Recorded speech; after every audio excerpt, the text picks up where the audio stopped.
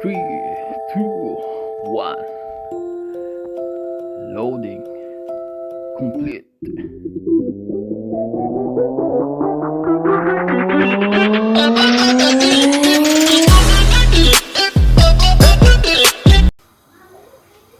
Hello mga Cubs, mixing video lang tayo. Magandang umaga sa inyo mga Cubs. Mixing video lang tayo. Meron tayong sasagutin lang na isang comment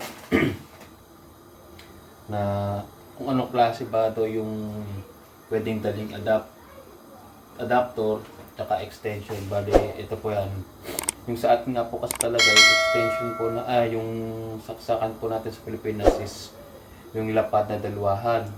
Tapos kung nasa Middle East ka is tatluhan. Bali yung sa Middle East po is ganito. Tatluhan pa yung saksakan. Sa charger, katulad sa charger namin. No?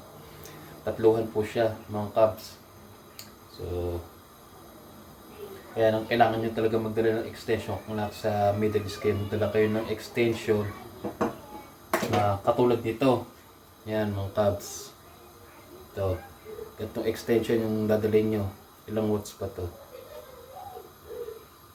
Natin makikita dito kung ito.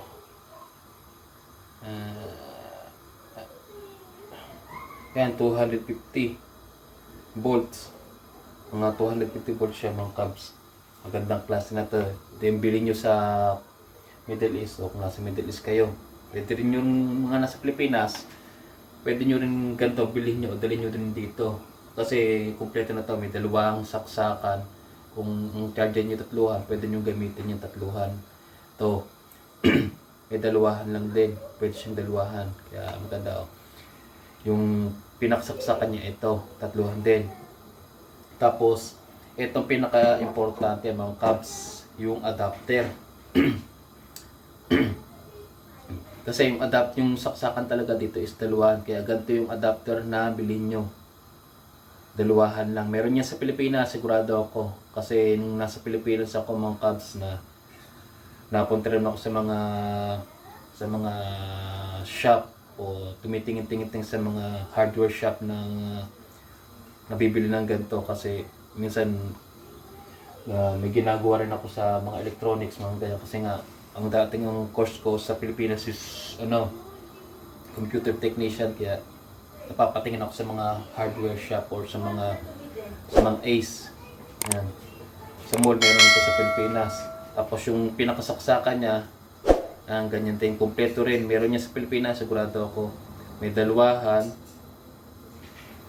Pwede siyang tatluhan. Pangkalahatan ng mga Cubs. Sa Kuwait, meron din ito, sigurado ako. Kasi mura lang ito sa Kuwait. Dito kasi, mga Cubs, pahirapan maghanap nito. Nung dumating kami dito, wala talaga kaming dalang ganito. Ito yung pinaka-nakalimutan kong dalhin. O namin dalhin dito papunta sa Poland mula nung galing kami sa Kuwait. Ang nadala lang namin ay tungang extension tsaka eto. Wala naman. Tapos wala din namin siya nadala ng adapter nga pang dito. Pang saksak talaga. Kaya hindi rin namin nagamit yung charger namin to. So nanghihiram lang kami ng charger para makapag-charge kami ng cellphone. Ngayon, nung napunta po kami sa Warsaw, ang nabili ganito na sakto nagpunta po kami sa Warsaw. Sinamantala namin pagpunta namin sa Warsaw nung nandoon kami. Pumunta na kami sa isang mall doon. Tapos kumain kami ng ganito, nakakita kami ng adapter na ganito. Yan. Kaya lang may kamahalan dito mga Cubs. Nasa 30 yata to. 30 ang pagkakabili ko, 30 something ang pagkakatanda ko ng bili ko dito. Mahal siya, isang prasong ganito lang pero nasa 30 something na. Mas maganda na yung magdala talaga kayo mga Cubs kasi sa atin alam ko mura lang to. Sa Kuwait mura lang to mga nasa 1KT lang to. Ewan ko dito bakit napakamahal, napakahirap pang hanapin dito sa lugar namin. Yan, dito nga kami sa Łódź. Tapos nung punta nga kami sa Warsaw, sinamantala ko na. Naghanap kami dun ng ganito. Di nakabili kami ng isa. Siya ang ginagamit namin pangkalahatan ngayon. Sa aming charger o sa lahat ng kino-connect lang namin dito. Ina-adapt nga, ginaganyan lang namin. Palitan. Bumili na. Tapos nung nakaraan, bumili kami ulit ng isa, dalawa na. Para hindi yung hugot. Saksak, hugot, saksak ulit. Kasi yung saksakan dito mga kabs, ganito, papakita ko sa inyo. Oh. Yan, ganito po yung saksakan dito. Oh, kita nyo. Ito po yung aming adapter. Gutin ko. Oh. Para makita nyo. Yan po yung saksakan dito. Bilog na ganyan po. Kaya, ang hirap po talaga mga kabs pagka wala kang adapter. Tapos, ang charger nyo or mga outlet, mga pangsaksakan nyo, mga katulad sa rice cooker nyo is pangdalawahan lang, wala kayong dalawahan na lapad. Kaya kailangan nyo talaga ng adapter. Ayan, napakita ko sa inyo mga saksakan mga kabs, pati yung adapter na kailangan nyo dalhin.